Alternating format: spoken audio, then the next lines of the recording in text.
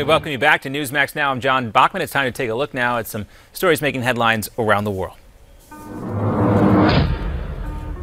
ISIS is at it again in the Syrian town of Kobani. Dozens of fighters have stormed the town right on the border with Turkey. The fighting began with a car bombing caught on surveillance video right there. The doctor says at least 15 people are dead now. Dozens more have been hurt. Russian officials may have their eyes set on the Lone Star State. Politico now says there's a growing connection between the Kremlin and a group called the Texas Nationalist Movement, which campaigns for secession from the United States. Nathan Smith, one of the group's leaders, has been welcomed at rallies in Russia. He calls the U.S., quote, not a democracy, a dictatorship. Microsoft founder Bill Gates meets with French President François Hollande today. The billionaire philanthropist is pitching his ideas for the UN's Conference on Climate Change. France will host that meeting this December. In Poland, passengers aboard a Ryanair jet are escorted off the plane today after a bomb scare. Officials say someone called in a fake threat claiming there were explosives on board that aircraft, but police say they didn't find anything, and the airline is now apologizing to those customers for the inconvenience. And not much movement in Belgium as talks over the Greek debt crisis appear to be deadlocked right now. Prime Minister Alexis Tsipras has left negotiations. Greece is facing a default in 5 days if it cannot get more bailout money from Europe, but creditors now are demanding wide-ranging reforms inside the Greek government. Well, speaking of Europe, they continue to face a laundry list of challenges by economics and those caused by an influx of migrants. It's a problem that grows daily as hundreds and sometimes thousands of refugees reach the ports of Italy and Greece. Meanwhile, here in America, we face similar challenges in regards to immigration. Dick Morris, author of Power Grab, Obama's Dangerous Plan for a One-Party Nation, joined us here on Newsmax TV. He warns that the UN could step in and require the U.S. to accept even more illegal immigrants. And the United Nations has a formula for refugees under which they could require us to admit those folks if they find that they're fleeing political or other persecution. But one of the big things that's going on right now is the Republican Party is about to vote fast-track authority to the president. And for the last 2 months, Republicans have been saying, oh, you're going to use that for immigration. And he has said no. Obama has said no. Read the trade treaty I'm negotiating, the Trans-Pacific Partnership, TPP. It's not in the public, but you can see it if you have security clearance. And apparently it has nothing about immigration.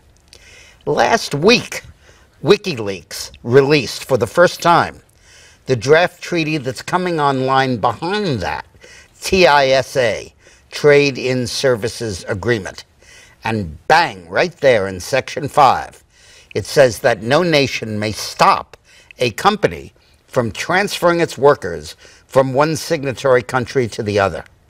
So if Sheraton Hotels wants to take all of its Eastern European busboys and waiters and waitresses and everything and move them to the United States, it doesn't have to pay comparable wages. It doesn't have to say there's nobody else who can fill the job. And what this does is American manufacturing has been decimated by foreign competition. But services, no, because you can't perform a service unless you're here. But this says, bring them over here, pay them less than an American, take away the job, and Congress has no power to limit it. Well, the Senate did go ahead and approve that yesterday, giving the president fast-track authority once he signs. It's been a pretty good week for the president so far. That yesterday. Now today, with the Supreme Court ruling in favor of those subsidies under the Obamacare exchanges.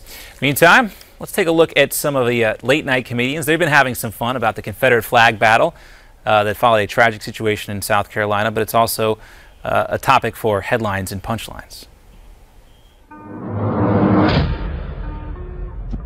In Mississippi, new calls for that state's flag to be altered. It features the Confederate battle flag in the corner. Okay, I'm for the others, but Mississippi, don't you dare.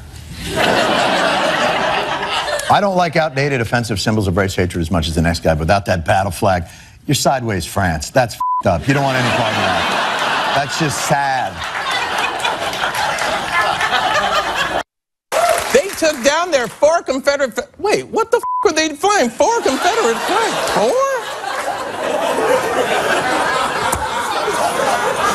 4? Is there one for each season? I mean... They're the same flag, Alabama. And Senator John McCain is now saying he regrets not opposing the Confederate flag when he ran for president.